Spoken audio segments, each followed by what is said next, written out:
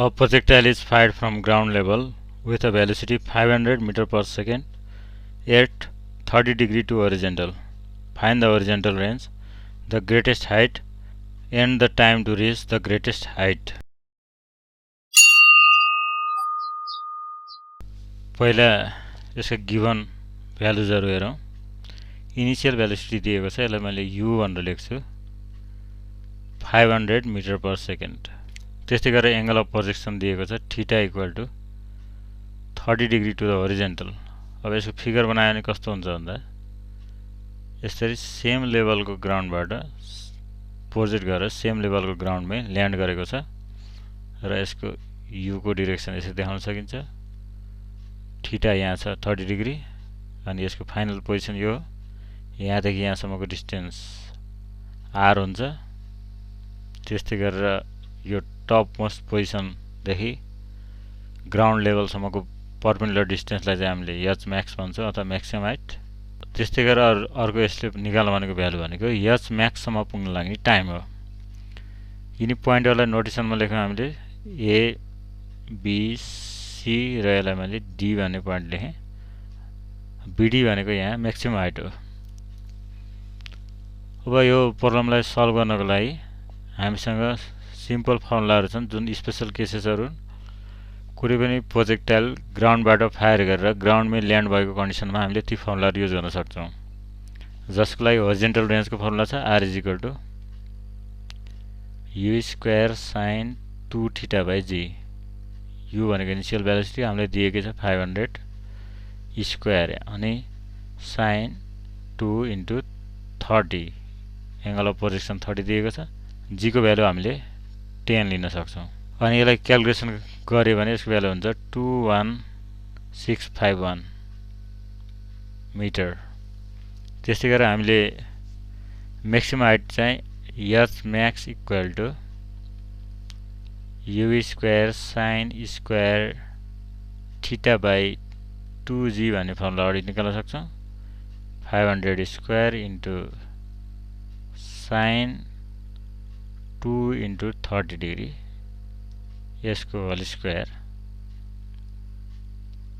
Divide by 2 * 10 त्यो भनेको 500 square sin 2 * 30 भनेको sin 60 sin 60 को भ्यालु √3/2 को होल स्क्वायर डिवाइड बाइ 20। यसलाई क्याल्कुलेसन गरे भने आउँछ 3125 मिटर।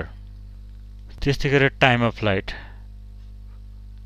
प्रोजेक्टाइललाई प्रोजेक्ट गरेदेखि ग्राउन्डमा ल्यान्ड हुनसम्म लाग्ने टाइमलाई टाइम अफ फ्लाइट भनिन्छ। त्यसको भ्यालु हुन्छ 2u sin theta by g 2 * 500 * sin 30 by g भनेको 10 यसको भ्यालु आउँछ 50 सेकेन्ड। अब यहाँ ख्याल गर्नुपर्ने कुरा के हो भन्दा यदि प्रोजेक्टाइललाई ग्राउन्ड लेभलबाट प्रोजेक्ट गरेर फेरि त्यही ग्राउन्डमै ल्यान्ड गरेको छ भने त्यतिबेला लाग्ने टाइम अफ फ्लाइट चाहिँ यो फर्मुलाले दिने भयो। यो यहाँदेखि यहाँसम्म जान लाग्ने टाइम हो भने यदि h म्याक्स बाट एउटा परपेन्डिकुलर ड्रा गरे भने ग्राउन्ड लेभलमा परपेन्डिकुलर ड्रा गरे भने यो परपेन्डिकुलरले यो पुरै प्लटलाई चाहिँ 2 पार्टमा डिभाइड गर्छ र यतातिर इनिशियल पोजिसनबाट म्याक्सिमम हाइटमा पुग्न लाग्ने टाइम भनेको चाहिँ टाइम अफ फ्लाइटको हाफ हुन्छ। अथवा हामीले चाहिने यो क्वेशनले मागेको टाइम t भनेको चाहिँ t/2 हो। त्यो भनेको 50/2 अथवा 25 सेकेन्ड। यो त भयो हामीले प्रब्लम सल्भ गर्ने डाइरेक्ट मेथड जहाँ स्पेशल केसको लागि फर्मुलाहरु डिजाइन गरिएको थियो र यसलाई जनरल फर्मुलाहरु पनि युज गरेर क्याल्कुलेसन गर्न सकिन्छ। यी जनरल फर्मुलाहरु सबै खाले केसहरुमा होल्ड हुन्छन्। जस्तै यो अहिलेको हाम्रो प्रब्लम छ ल्यान्डबाट होरिजोन्टल ल्यान्डबाट प्रोजेक्ट गरेर होरिजोन्टल ल्यान्डमै ड्रप भएको केस, तर सधैँभरि त्यस्तो नहुन पनि सक्छ। जस्तै इन्क्लाइन सर्फेसमा पनि कुनै पनि प्रोजेक्टलाई प्रोजेक्ट गर्यो भने ल्यान्ड हुन सक्छ। त्यस्तो कन्डिसनमा यिनी फर्मुलाहरुले काम नगर्न सक्छन् र त्यसलाई हामी सिम्पल अरु फर्मुलाहरु युज गरेर क्याल्कुलेसन गर्छौं र म तिनै फर्मुलाहरू युज गरेर यो प्रोब्लमलाई पनि सल्भ गर्न गइरहेको छु। u equal to 500 meter per second, theta equal to 30 degree. अब म फेरि फिगर कन्स्ट्रक्ट गर्छु। फिगर यस्तो छ, यहाँ u दिएको छ अनि यहाँ थीटा दिएको छ। अब म यो भ्यालुसिटीलाई रिजल्भ गर्छु x र y कम्पोनेन्टमा अथवा भर्टिकल र होरिजेन्टल कम्पोनेन्टमा। यहाँ हामीलाई दिएको एंगल थीटा भनेको होरिजेन्टल कम्पोनेन्टसँग बनेको छ र होरिजेन्टल कम्पोनेन्ट जहिले पनि एंगल भएकोतिर cos थीटा हुन्छ। त्यसैले यो यताको कम्पोनेन्टलाई मैले ux भने, ux भनेको u cos थीटा। त्यस्तै गरेर भर्टिकल कम्पोनेन्टलाई uy अथवा u sin थीटा भनौँ। अब फेरि यसको म्याक्सिमम हाइट यो पोजिसनमा हुन्छ, h max। अब यहाँ बुझ्नुपर्ने कुरा के छ भन्दा acceleration due to gravity vertically act गर्ने कारणले vertical component of velocity reduce हुँदै हुँदै हुँदै जान्छ अनि यो म्याक्सिमम हाइटमा पुग्दाखेरि त्यो कम्पोनेन्ट 0 भइसक्छ। त्यही भएर यो त्योभन्दा फर्दर माथि जान सक्दैन। तर ux कम्पोनेन्ट भनेको सधैँभरि एउटै हुन्छ अथवा होरिजेन्टल कम्पोनेन्ट अफ भेलोसिटी सधैँ सेम हुन्छ, किनभने प्रोजेक्टाइलमा होरिजेन्टल डिरेक्सनमा देयर इज नो एक्सेलेरेसन अथवा होरिजेन्टल डिरेक्सनमा एक्सेलेरेसन हुँदैन। अब म यो टप पोजिसनलाई लिएर क्यालकुलेसन गर्छु। यसको लागि नोटेसनहरू दिउँ, a b c d। here bd is a maximum height,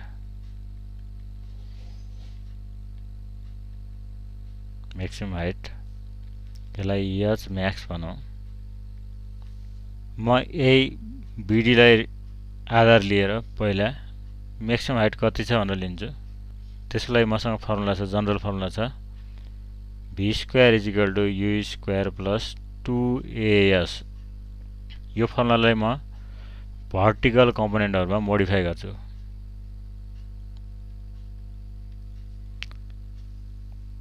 मानौं b भन्ने पोजिसन अथवा म्याक्सिमम हाइटको टप पोजिसनमा पुग्दा भर्टिकल कम्पोनेन्ट अफ भेलोसिटी भनेको vy होला। त्यसै गरेर इनिशियल भेलोसिटी uy छ, vertical component plus 2g h vertical height र एक्सेलेरेसन ड्यू टु ग्राभिटी। अब यहाँ भेक्टर क्वान्टिटीहरु भएको हुनाले यिनीहरुको डिरेक्सन चेक गर्नुपर्ने हुन्छ। vy को भ्यालु त 0 नै छ, uy अपवर्ड डिरेक्सनमा एड गरेको छ, त्यसै गरेर g जहिले पनि डाउनवर्ड डिरेक्सनमा एड गर्छ, h यहाँ डिस्प्लेसमेन्ट भर्टिकली भएको छ अथवा a देखि b सम्म पुग्दा भर्टिकल डिस्प्लेसमेन्ट भनेको d देखि b सम्मको हो। यो भनेको अपवर्ड डिरेक्सनमा डिस्प्लेसमेन्ट छ।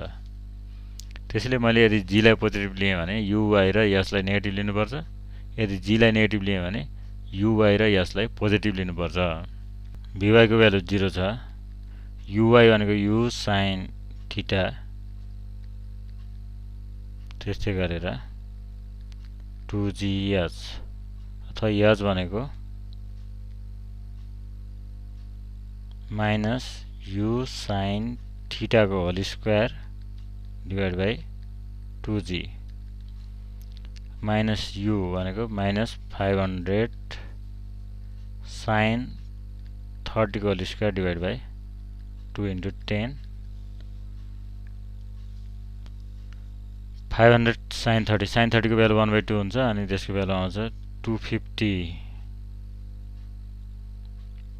को होल स्क्वायर डिवाइड बाइ 20 र यसलाई क्यालकुलेटरबाट हाने भने यसको भ्यालु आउँछ 3125 मिटर।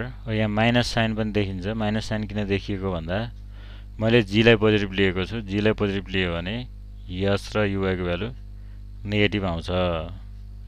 त्यसैले यो माइनस साइन देखेको। माइनस साइनको मतलब यहाँ हो डिस्प्लेसमेन्ट अपवर्ड डिरेक्सनमा भएको छ। यसैले हाम्रो h max को भ्यालु छ 3125 मिटर। अब टाइम क्यालकुलेसन गरौँ।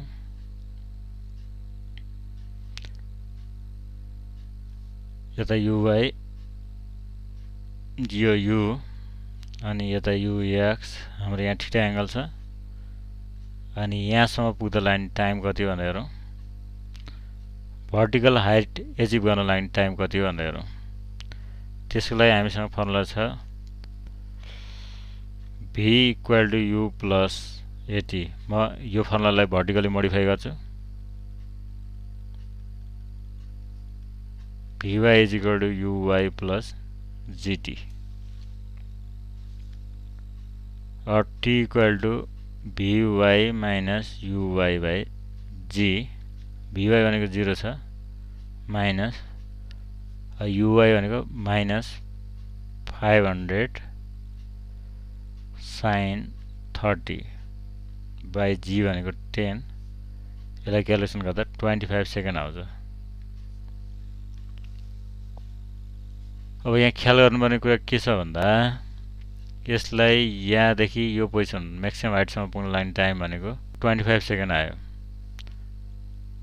अब यो प्लटलाई हामीले हेर्यो भने म्याक्सिमम हाइटबाट ड्र गरेको लाइनले भर्टिकल परपेन्डिकुलर लाइनले यो प्लटलाई टु पार्टमा डिभाइड गर्छ यतातिरको पार्टमा चाहिँ 25 सेकेन्ड यसको टाइम अफ फ्लाइट हो भने अनदर पार्टमा फेरि यसको त्यति नै हुन्छ 25 सेकेन्ड नै हुन्छ अथवा टोटल टाइम अफ फ्लाइट भनेको टाइम अफ फ्लाइटलाई म क्यापिटल टी ले डिनोट गर्छु त्यो भनेको 2 टाइम्स टी हुन्छ अथवा 2 इन्टु 25 इक्वल टु 50 सेकेन्ड हुने भयो यो केसमा अब म रेन्ज क्याल्कुलेसन गर्छु रेन्ज क्याल्कुलेसन गर्नको लागि हामीसँग के अवेलेबल छ भनेर हेर्नु पर्यो हाम्रो रेन्ज चाहिँ होरिजेन्टल डिरेक्सनमा भएको हुनाले होरिजेन्टल कम्पोनेन्टहरु के छ भनेर लिनुपर्छ ux छ हामीसँग u cos थीटा त्यसैगरी होरिजेन्टल डिरेक्सनमा there is no acceleration a equal to 0 हुने भयो टाइम स्केलर क्वान्टिटी हो सेम नै हुने भयो 50 सेकेन्ड अब हामीसँग एउटा फर्मुला छ s is equal to ut plus half at square अब यसलाई मैले होरिजेन्टल डिरेक्सनको लागि मोडिफाई गर्छु s को ठाउँमा r आउँछ u को ठाउँमा ux आउँछ अनि टाइम चाहिँ हामीसँग क्यापिटल T छ time of flight plus 1/2 into 0 t square because there is no acceleration in horizontal direction r equal to ux भनेको u cos theta into t u भनेको 500 छ cos 30 इन्टु t भनेको 50 र यसलाई क्याल्कुलेटरबाट calculation गर्यो भने value हुन आउँछ 21650.635 मिटर यसरी हाम्रा भ्यालुहरु आए maximum height h max 3125 metre time to reach the maximum height t equal to 25 second अनि range r equal to 21650.635 which is approximately 21651 metre यसरी हामीले यो प्रोब्लमलाई सल्भ गर्न सक्छौं केही कन्फ्युजन भयो कमेन्ट सेक्सनमा उल्लेख गरिदिनु होला